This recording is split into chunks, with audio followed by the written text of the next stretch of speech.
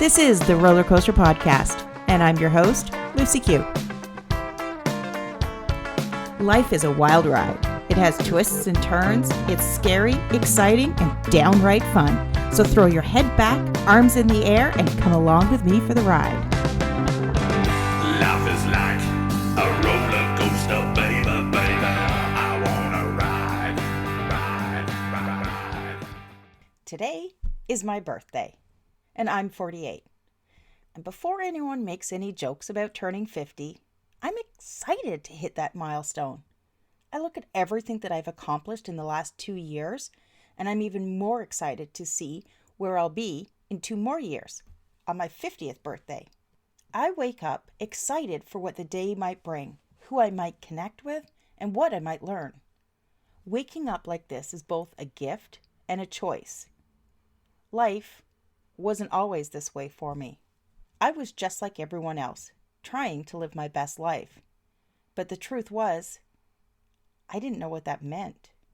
It took me hitting my own rock bottom with what felt like my life shattering in a million pieces before I could start to piece it all together. At some point, you've probably put together a jigsaw puzzle. Probably not since you were a kid. I've done a few as an adult, but the process hasn't changed over the years. Spreading the pieces out on the table with a box propped up so I could see the picture that I was building. Sorting out the edge pieces, grouping different colored pieces together, and finding those critical corners that would anchor it all together. When my life shattered and I sat looking at all of the pieces, I realized that I had no clue what my picture looked like. I don't think I ever did. I'll never forget that day. I felt desperate and alone, not able to shake that voice in my head that was taunting me, telling me that I had just become another cliche. I had hit a point in my life where I was struggling to figure out what the next chapter looked like. That's when the darkness really started to creep in. I was mentally and physically exhausted, and I felt like I had nothing left to give. I wanted to tap out of my life, run away, anything but feel like this anymore. This was the darkest place that I've ever been. What was the most frustrating was that I'd spent so much time over the previous 5 years listening to inspirational leaders like Lisa Nichols, Les Brown, Tony Robbins, and Wayne Dwyer. I had listened to countless hours where they shared their life lessons, provided guidance, and gave numerous resources to improve and grow. But I could never figure out how to inject that into my life. Now, with the pieces of my life laying at my feet, I begged the universe for help. I asked it to give me one clue, one step, anything, just help me figure this mess out. I completely and totally surrendered. What I didn't realize at the time, that by surrendering, I was giving myself to a higher power. My moment of surrender was followed by a calming feeling. The fear and panic eased away. I became physically and mentally still. Nothing had changed in my outer world because all of the problems and challenges still existed. It was my inner world that had changed. Slowly, I started to accept that everything in my life existed because of a choice that I had made.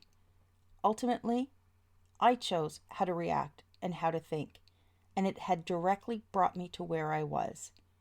I realized that I was choosing to be a victim, and I behaved like the world was always against me.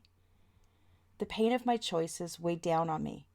I decided that I didn't want to be this person anymore.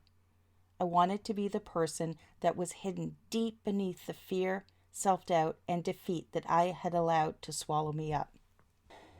In his book, Think and Grow Rich, Napoleon Hill wrote, "The turning point in the life of those who succeed usually comes at the moment of some crisis, through which they are introduced to their other selves." Being stuck in a mental barrel of shit meant that I had 2 choices.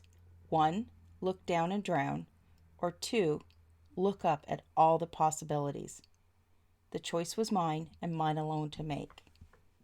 When I asked myself, if I don't want to be this person, then who do I want to be? was when I was reintroduced to my other self. I say reintroduced because that person was always there, begging, screaming to come out. I had just stopped listening to her. I probably hadn't paid any attention to her since I was a kid. Truth is, I was caught up in trying to be the person that I thought I should be, and not the person that I was. I realized that the pieces of my life's puzzle were mine to put together how I wanted. I had complete control over what the picture looked like. If I could piece the pieces together however I wanted, then what did I want that picture to look like? I began to question what my future self would look like. How does she think?